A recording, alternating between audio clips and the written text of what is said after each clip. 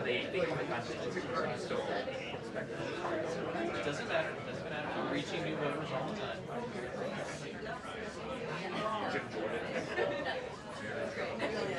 It's taking a long time to swallow her hat, you know? We would be wearing a jacket. Yeah, then we really would be wearing it. Yeah. Jacket would be very disgusting to have. How do you tell the time of this? Is it a rotating face? So it's an amplifier? Yeah. So it's one. So it's right.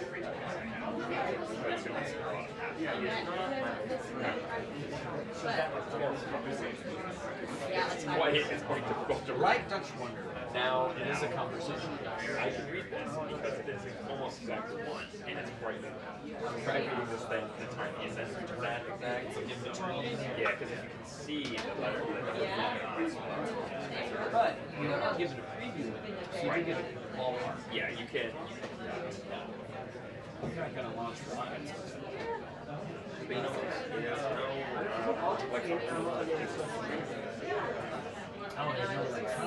it's like Wi-Fi. Yes, does it actually stay on? Yeah, it doesn't actually stay on. I had another watch that was sitting with the classroom. And I wasn't that concerned about it when I was on a big work trip. And I did this, and it flew off my wrist at the secretary.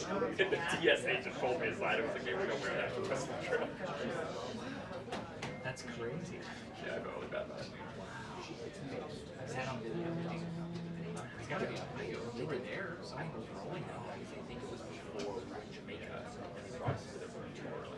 Hi, John. It's Sarah. Good to see you. The White House press briefing room is packed today, and the press office is expecting a lot of questions about the Iranian strikes, as they should, because there was a massive dump of information from the Pentagon today, and also some intelligence that was shared by the president himself on Truth Social today, specifically about those trucks that were seen in satellite imagery outside of that nuclear site in Fordow, tearing apart Iran's allegations that they were able to move that enriched uranium away from that site several days before those strikes happened. The president saying that's simply just not possible. They are in full court press mode here, trying to push back on that leaked information earlier this week. Then there is also this search for the leaker. The White House hasn't publicly said that they believe this leak came from Capitol Hill. However, they have said that it happened shortly after some information was shared with Congress, and then of course we saw those classified briefings that were delayed shortly after. So they're going to start limiting information, classified information that is shared with Congress, and there might be some questions today about how they'll decide what information they will limit and how lawmakers will feel about that, because of course Congress has oversight privileges as well. And Deputy AG Todd Blanche, by the way, told Fox News last night, or Ingram, that they are ready to go after and charge really anyone, even if they are a member of Congress, if they in fact this information. A lot to get to here at this press briefing. I think they can wrap up.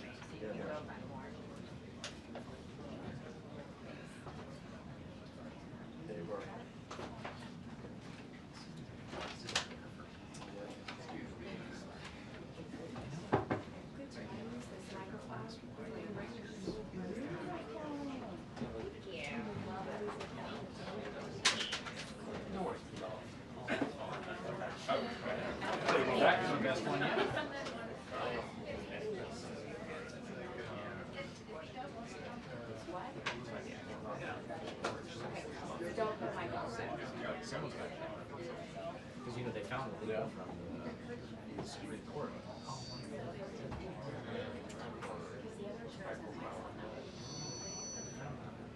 It's weird. Isn't it weird?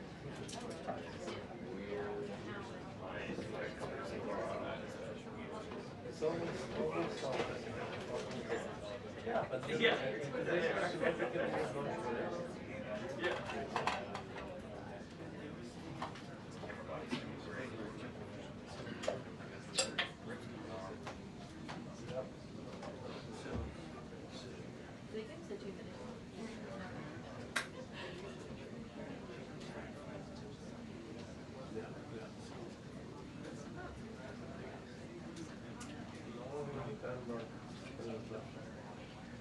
ready for the briefing.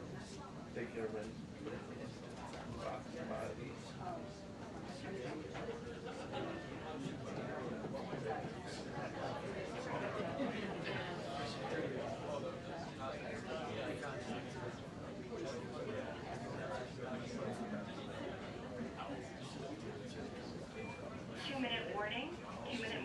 morning before the briefing.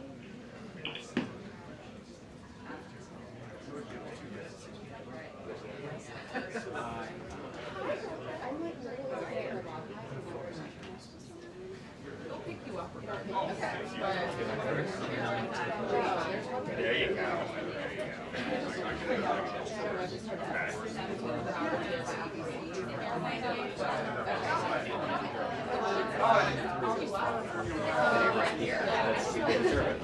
I forgot to wear mine like 2 weekends ago, and it's so big. I feel like most people Crowd, you don't know what's coming. Or I see these bombs Flying everywhere. Shit. finally asphalt like flung out of the window.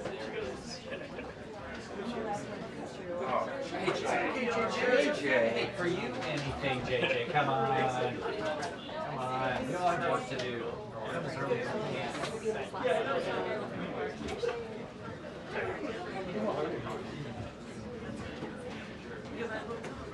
Colin, congratulations. Good to see you.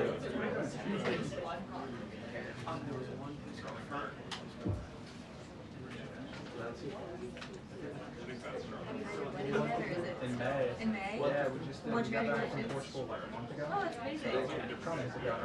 Awesome. So great. Yeah. You're doing great. Yeah, so thank you. Yeah, it's been good. It's been good.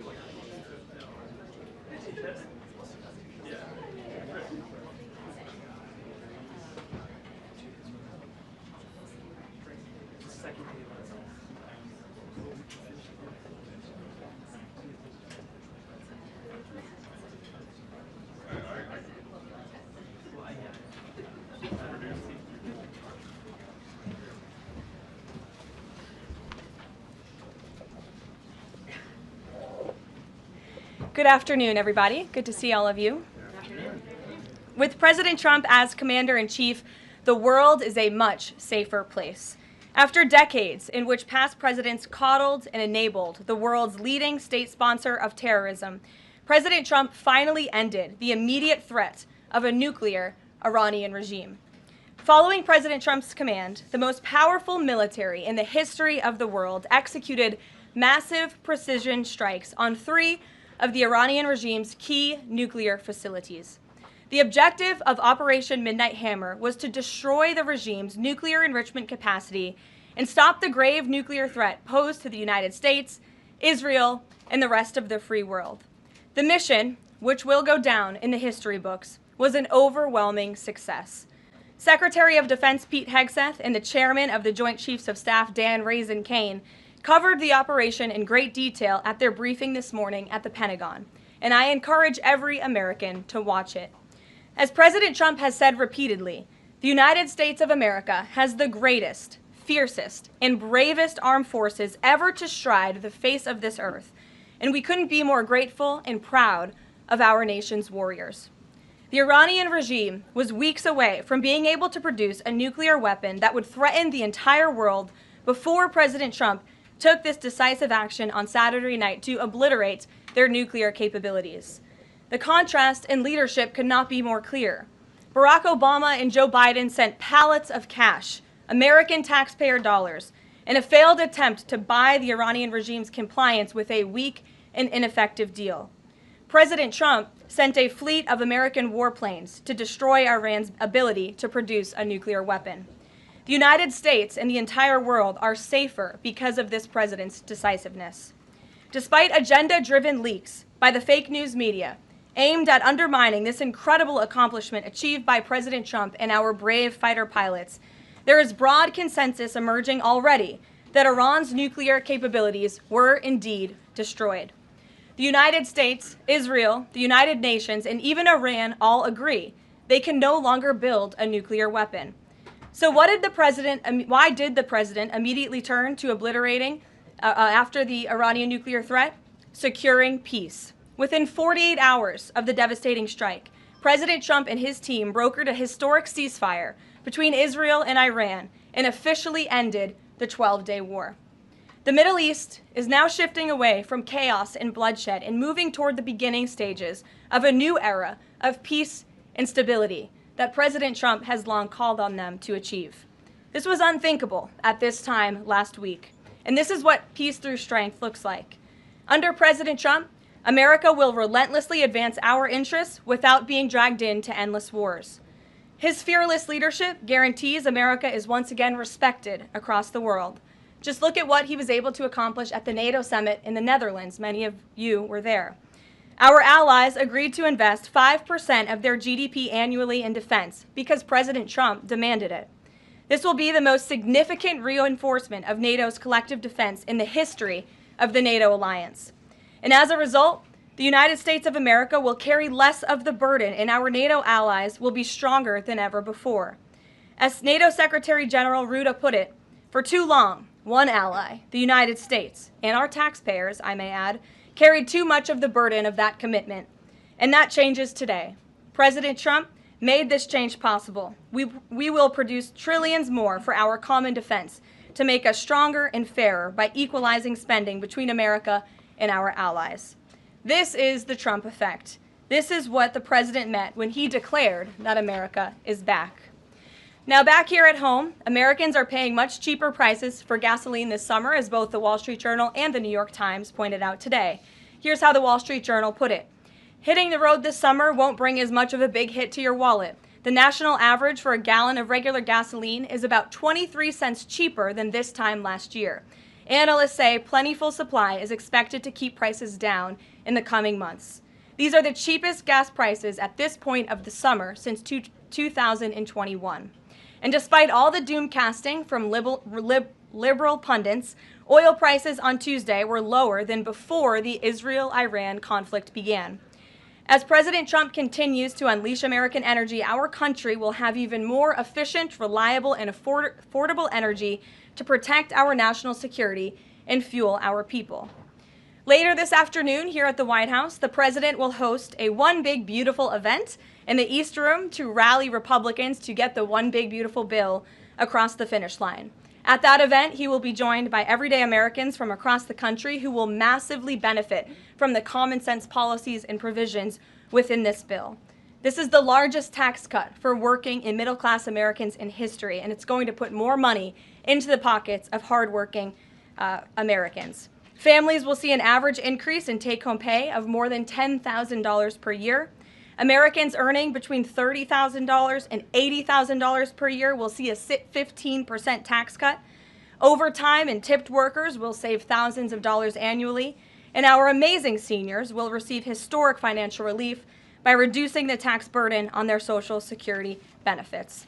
Simply put, this bill is going to unlock the golden age of America. And we look forward to continuing to work with the Senate and the House to see this bill on the president's desk for signature by Independence Day. Here in our new media seat today, we have Colin Anderson with the Washington Free Beacon, who will kick off our question and answer. Colin, go ahead. Thank you, Karoline. We reported yesterday on a briefing from the Israeli defense minister in which she said the U.S. and Israel are working together to monitor any attempts from Iran to rebuild their nuclear program, and also that if Iran was to do so, the U.S. and Israel would work together to once again destroy that nuclear program. Is that aligned with the president's thinking? Look, the president, as I said in those opening remarks, Colin, and thanks for being with us today, views the Middle East on its way to peace and prosperity.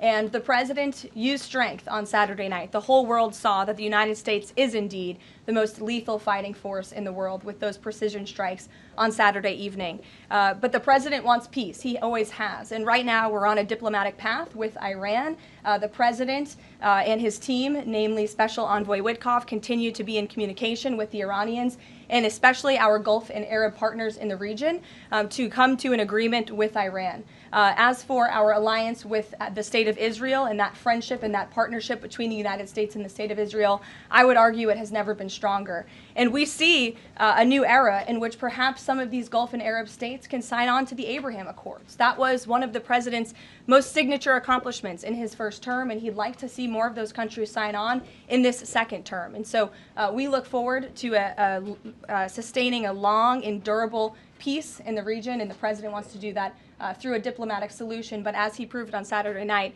he's not afraid to use strength if we need to do it. Gabe. Thanks, Karoline. The president mentioned in a Truth Social post that no enriched uranium was moved from Fordow. What about the other two sites, Isfahan and Natanz, and how can the president be so sure that no uranium was moved?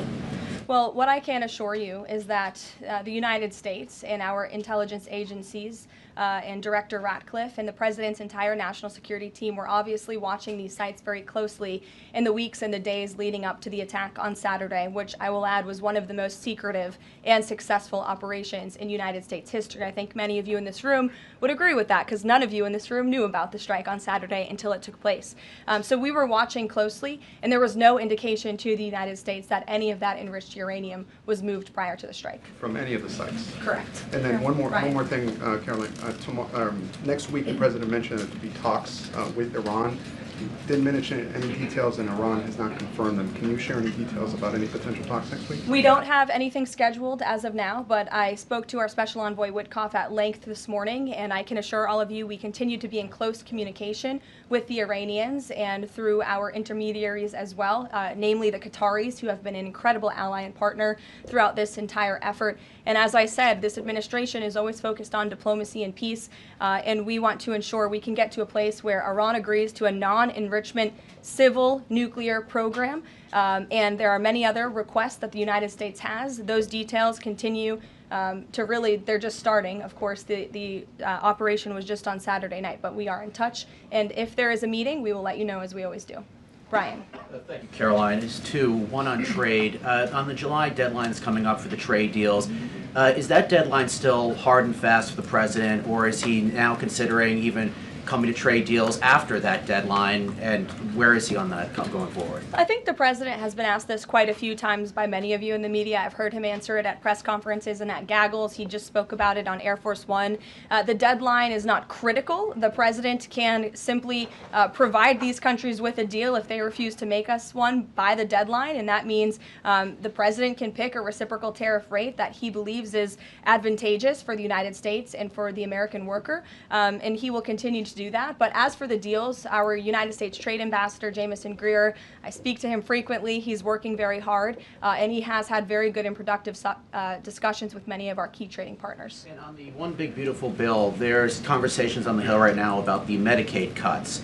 I'm curious, if the final bill that the president's been talking about comes to him and it has Medicaid cuts in it, will he sign it, or would he rather just Congress do away with those cuts? I think our friends in both the Senate and the House know exactly where the president stands on Medicaid. He wants to get rid of the waste, fraud, and abuse, and they are working to do that in the Senate right now.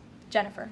Follow up on that, on the Big Beautiful Bill, is there enough time for Congress to work through the issues it needs to work through? I'm saying, does the president need to move back his deadline a little bit? We expect that bill to be on the president's desk for signature by July 4th. I know that there was a ruling by the Senate parliamentarian this morning. Look, this is part of the process. This is part of the inner workings of the United States Senate, but the president is adamant about seeing this bill on his desk here at the White House by Independence Day. And then on Israel, is there a date set for the Prime Minister to visit the White House yet? Is he coming in a couple weeks? There isn't a date, but the Prime Minister has expressed interest in coming to the White House to meet with the president and come to Washington. The president is obviously very open to that, but we don't have a date. When we do, we'll let you all know. Kate. The president suggested he was open to sending more Patriot air defense missiles to Ukraine. Is that going to happen, and were there any other assurances that he made directly to Zelensky when they met? I'll let the president speak on that. That was a private conversation between he and President Zelensky, but the meeting was a good meeting, and it was a meeting towards progress, and the president, as he said, repeatedly wants to see this war come to an end, but I'll let him speak on that specific And point. Witkoff yesterday suggested that there would be more countries signing on to the Abraham Accords. What's the timeline on that, and which countries specifically is the administration looking to have sign on? Well, the president is certainly hopeful that more countries in the region will sign on to the Abraham Accords. Again, we want to see a long, withstanding, endurable peace in the Middle East, and that's the way to do it. And when the president met with the new president of Syria, that was one of the requests that he made for Syria to sign on to the Abraham Accords. I don't have a timeline for you, but this administration wants to see that happen, and our partners in the region should know that. Rachel. Thanks so much. Just to follow back up on the meeting that the president mentioned about wanting to have this meeting with the Iranians next week. Clearly there's a willingness here from the administration to want to meet with Iranian officials. What is the holdup here in trying to schedule it? Are you experiencing any resistance from the Iranians? No, have some patience. We just had this strike on Saturday night. The president secured a ceasefire. A lot has happened in the last week. He was just in the Netherlands. Now he's back home to have a big event this afternoon on the One Big Beautiful Bill and get our domestic priorities across the finish line. So we'll get there, and like I said, we're in constant communication. And just one more, the goal of the meeting. The president mentioned yesterday that it may not be necessary to have an agreement with the Iranians. What is the purpose, what would be the goal of this meeting? Again, to continue moving forward towards a long-standing peace in the Middle East. Jordan. Yes, Karoline, thank you. So the president had some harsh words for both Israel and Iran on Tuesday as he was departing from the NATO summit after they both violated the ceasefire. He said, what's your response to Americans who are worried the peace isn't going to last and think that Israel is trying to plunge us into another endless war on their behalf? I think the fact that the president was able to successfully negotiate a ceasefire when nobody thought that was possible, it was a surprise to everyone in this room, it was a surprise to the world, but the president got it done because he wants to see peace in this world. He does not want the United States to be dragged into these conflicts. Again, he's not afraid to use strength if he has to, but the president has already proven he can put America first and deliver on peace at the same time. They're not mutually exclusive goals. And then one more, after Carrie Lake, she testified in the House Foreign Affairs Committee on the waste, fraud, and abuse and the rot, really, in Voice of America and USAGF. The president called for Congress to kill it. What does that look like, and is the president willing to sign an executive order? Well, I believe that action would have to be legislative through Congress, and the president directed Congress to get that done in his Truth Social post yesterday. If there is any executive action that can be taken to cut some of the waste, fraud, and abuse or do away with the program entirely, I'm sure our great Deputy Chief of Staff, Stephen Miller, is already looking into it, and if it can be done, it will be done here at the White House, but Congress should act as well. To the back, go ahead. Yes. Okay, Karoline, thank you. The administration has said to the back, and then Carrie, I'll come to you. Yeah, the administration said that the DIA report was low confidence intel. Can you share what other assessments are currently underway to get to the bottom of just how effective these strikes were? Yes, well, I can assure you what the CIA director said, that when we look at the entirety of the intelligence that we have to this date, it concludes that these strikes on the Iranian nuclear facilities were absolutely successful. It was a total obliteration, as the president said, and not only does our own intelligence say that, but also the Iranian foreign minister has said that. We saw Israel conclude the same thing based on their own intelligence. We also had the United Nations say that as well. So I think the only other time the United Nations, Israel, Iran, and the United States has agreed on something is that the sky is blue, but they all agree that Iran's nuclear facilities were completely demolished. And I would just like to reemphasize, you mentioned this was a low confidence preliminary intelligence assessment, and the entirety of that assessment was not leaked to the media. Only tidbits of that assessment were leaked to CNN, and we have seen this playbook run before, where you have people in the intelligence community, or perhaps on Capitol Hill, we don't know, but I believe the FBI is investigating to find out who that leaker was, because it's illegal, and they should be held accountable for that, leaked bits and pieces of an intel assessment to push a false narrative. And it's to the same reporter, I will add, Natasha Bertrand of CNN, who has done this in the past. In 2020, it was Natasha Bertrand who had 51 intelligence analysts falsely lie to her, but she still put it on paper for some reason, that the Hunter Biden laptop story was Russian disinformation. We all know that's not true, right? We can all agree on that now. That was a lie from the intelligence community.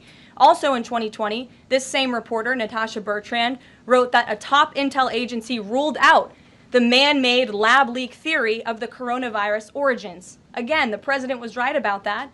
This reporter wrote a lie from the intelligence community to seek a narrative she wanted to prove, and guess what? We now know that's the truth. Also, in 2024, Bertrand pushed the suckers and losers hoax. She also pushed the fine people hoax, which was taking the president's words purposely out of context. And then last October, and I believe this is notable, Natasha Bertrand published an article in Politico from the intelligence agency. She said that John Ratcliffe was speaking without any evidence when he said Iran was attempting to undermine President Trump's presidential campaign.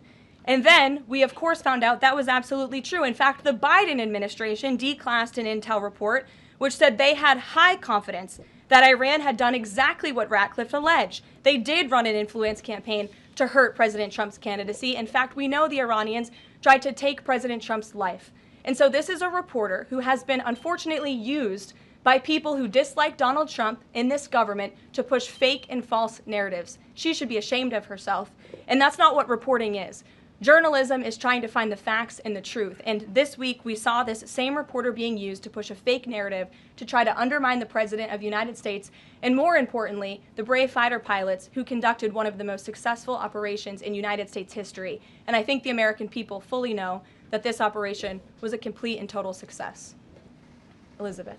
Thank you, Karoline. The Miami Herald recently published a story saying the Trump administration was targeting migrant foster children. The Trump administration has denounced this as false. Could you clarify the Trump administration's position on protecting migrant children, particularly the 300,000 lost under the Biden administration? Yes, I saw that Miami Herald article yesterday, and I was aghast at the headline. It's egregious to accuse this administration of trying to target foster children. That is not at all what is happening at the Department of Homeland Security. And I learned that the Department of Homeland Security actually tried to work in good faith with this reporter to get this story right, to explain that this administration is trying to protect foster children. We are trying to keep children out of harm's way, even if that means their parents are not law-abiding citizens. We want to protect children, unlike the previous administration, which allowed children to be trafficked and raped, and in some cases killed because of the open border policies. Unfortunately, the Miami Herald just completely degraded themselves with this report, despite having a full list of facts from the Department of Homeland Security. It's another example of fake news. And the May border numbers speak for themselves. Not a single illegal alien was allowed into this country because of this administration's border policies in the month of May. That means not a single child was allowed into this country, possibly with human smugglers or human traffickers. And we know that was happening at the rate of thousands and thousands of children every single month in the previous administration for 4 years. And you didn't see any reporting of that from the Miami Herald, but now they're trying to accuse this administration. And we tried to give them the facts, and they refused to report them. So thank you for bringing that report to light. Aisha. Good to see you again. You too. I know you're looking for You're this. usually on the Hill. I know, I'm here today. I know you're looking for this leaker. Is it your belief, I know you said earlier you're not sure if it's on Capitol Hill or at the Pentagon, but is it your belief that it might be in Capitol Hill, and how confident are you that you'll find this leaker? Well, I'm not personally looking for the leaker. The FBI is looking for the leaker, so you'll have to ask them in the Department of Justice in terms of this investigation.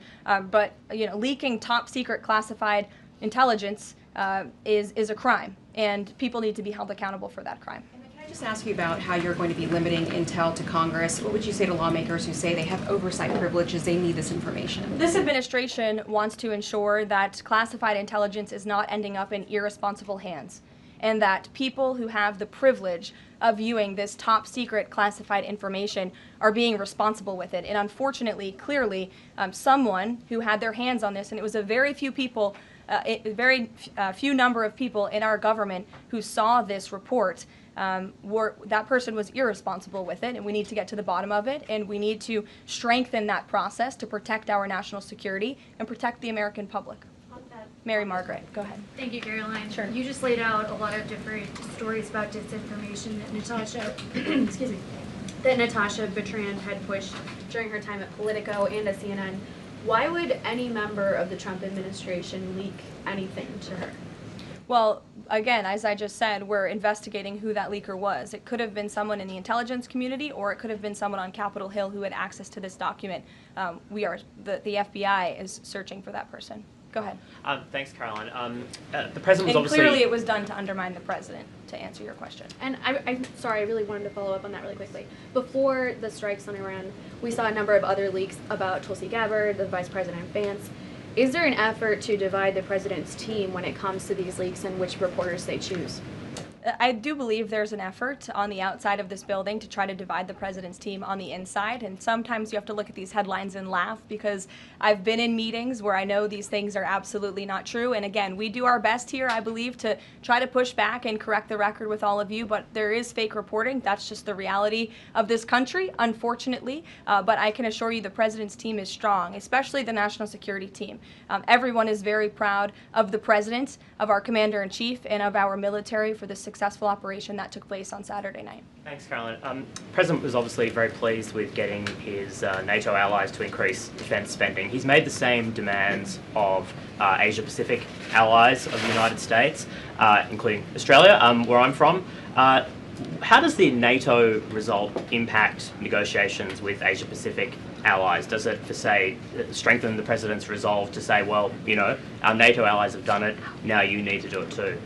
Yeah, I mean, look, if our allies in Europe and our NATO allies can do it, I think our allies and our friends in the Asia-Pacific region can do it as well. But as for our specific relations in those discussions, I'll let the president speak on those. And can I just ask as well, when he had to leave the G7 early, he missed out on a number of bilateral meetings that were scheduled with other world leaders, including the Prime Minister of Australia. Obviously, President Zelensky, he's managed to meet since then, but are there plans afoot to make up for those meetings with the world leaders that he missed out on? Yeah, I think many of those world leaders understood the situation happening in the Middle East and the urgency and the need for the president to get back to Washington to monitor that situation. And obviously that was the right call, considering the success of not only the operation on Saturday night, but also the ceasefire that the president has since brokered on behalf of not just our country, but the entire world, frankly. But he has made up a couple of those meetings, and he has had direct phone calls with some of those leaders he was supposed to meet with as well. Not all. Ed. Oh yeah, thanks, Karoline. So to clarify on trade, so what happens to the countries other than China on July 9th? That's a decision for the president to make, and I will let him make it. Okay, and secondly, so now that oil is just about upper $60s a barrel, when's the administration going to start refilling the Strategic Petroleum Reserve? That's, again, a decision for the president to make and our Secretary of Energy. There's no imminent plans to do that, from what I understand. But as you have seen with the plummeting of oil prices in this country, it's because this president and our Department of Energy have really tapped into our resources here, and we have an increase of supply, unlike the previous administration that totally hampered our domestic energy efforts, but totally robbed and drained our strategic petroleum reserves. So when the time is right, the president will make that decision, but right now we are utilizing the resources that God blessed us with right here in our country to produce energy for our people. Yeah, one more if I could, on the One Big Beautiful Bill, does the president believe the parliamentarian of the Senate should be removed?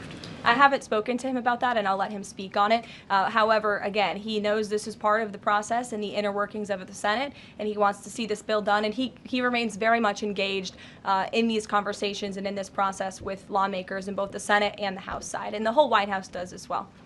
In the back. Yes, Libby. Thank you, Karoline. Earlier today, the president stated that these photos out of Fordo that were showing nuclear materials being removed, suspected of showing that, were just concrete workers. What intelligence is that based upon? Look, the president shared that statement with all of you, and I already answered the question about whether uranium was moved prior to the strike, and the answer is no. Is there a chance that the DIA report becomes public at any point? I don't think this administration is going to get into the habit of sharing classified, top-secret information. Those classifications exist for a reason, and I wish everyone who had the privilege of looking at these documents would respect that. Daniel? Thank you, Karoline. You've been emphatic that the president's expectations for the One Big Beautiful Bill to hit that July 4th deadline. You had a big meeting on Capitol Hill yesterday with the Republican Study Committee. Did you walk away from that meeting pleased with what you heard? Did it bolster your confidence that Congress is able to meet that the expectation of the president? Yes, I did. The camaraderie at the Republican Study Committee was great. Members, expressed, their feelings about the bill, but as we saw, the bill passed through the House, despite many people believing it could not. So the House is ready to receive this bill back from the Senate so they can pass it and bring it to the president's desk. So it was a great meeting, and Republicans are very unified. And we also talked about the mayoral race in New York City and how the victory of the Democratic primary candidate really shows how far left and unhinged the Democrat Party has become. And Republicans truly are on the right side of every issue in this country. We are on the side of no men and women's sports, on the side of low taxes, secure borders. So that was the topic of discussion. And the unity was strong and the camaraderie was high. And I know everyone looks forward to being here at the White House for the bill signing next week. Sure. Thanks, Caroline. The Supreme Court ruled this morning that South Carolina is allowed to deem Planned Parenthood is not a qualified healthcare provider, and that will block it from receiving Medicaid funds. Does the White House have a statement on that ruling, and would the president support a standalone bill from Congress to defund Planned Parenthood at a federal level rather than letting each state determine it? I'll let the president speak on that legislative priority, but as for the Supreme Court ruling, the president has always maintained that Americans should not be forced to violate their conscience and their religious liberty by having their tax dollars fund abortions, and we're glad the Supreme Court ruled on that side today, or yesterday. Then on Iran, but on a domestic matter, in January, President Trump revoked security details for several former administrations, including Mike Pompeo, Mark Milley, and John Bolton. Given the heightened tensions with Iran right now, is he considering restoring those security details? That's not under consideration right now. Fran. If I could follow up on trade, and then I have a question about the bill as well. Are you saying at this point that there's no plans to extend that July 8th and July 9th deadline? I mean, especially with everything that's been going on from Iran to the tax bill on Capitol Hill, is that under consideration at all at this point? Perhaps it could be extended, but that's a decision for the president to make. And as far as the bill itself goes, since the president has been back, what has he been doing beyond the event that he's having later today to try and get wobbly senators on board? Is he making phone calls, twisting arms? Is he having some people over to the White House? Can you tell us more about that effort? There have been meetings at the White House this week. I saw some senators rolling out of the Oval Office the other day, and the president remains on the phones talking to his friends in the Senate when necessary, and when they call, he picks up the phone. And I think that's why they greatly trust and respect his leadership. And we're having that big event later this afternoon at 4 o'clock. I would encourage you all to tune in. We're going to have some great everyday Americans who are in attendance. We'll have some tipped delivery drivers. I think we're going to have a barber from the great state of Arkansas here in attendance. We're going to have some law enforcement officers, some Border Patrol agents, and Tom Homan will be speaking as well. So the point of this event is to show the American people how this bill works for them and how there are provisions in this bill that will change their lives. Can you tell us which senators you saw rolling out of the Oval Office? I'll let the president speak on that if he wishes. I don't share details about his private meetings without his permission. Emily, go ahead. Today, the Justice Department announced it was opening an investigation into employment discrimination at the University of California, alleging they had race and sex-based quotas. Federal law bars hiring somebody based on their race or sex, but do you also object to universities working harder to make sure they have a diverse group of candidates to consider, and do you expect more investigations like this from DOJ? I have not seen that investigation from the Department of Justice, but I can certainly check in. What I can tell you, it's the position of this president that we want to restore a merit-based society and culture in the United States of America where people are not hired nor are they promoted based on their color of their skin or their gender. The president wants people to be hired in the workforce because of their merit and their skill, and I think most Americans agree with that. I'll take one more. Carrie, because I promised you earlier. So the Ayatollah Khomeini came out and said that Iran will, quote, never surrender to the U.S. That being said, what remains to do with the possible responses from Iranian proxies in the region and even in the U.S.? Look, we saw the Ayatollah's video, and when you have a totalitarian regime, you have to save face. I think any common sense, open-minded person knows the truth about the precision strikes on Saturday night. They were wildly successful, and it's what led to the ceasefire agreement between Israel and Iran, which the president is very grateful for, and the United States of America remains prepared to defend our assets and our personnel in the region. And again, I would just emphasize the success of the strike that took place on Saturday night, and the world is a safer place because of it. Thanks, guys, for coming today, and you'll see the president at 4 o'clock. Thanks.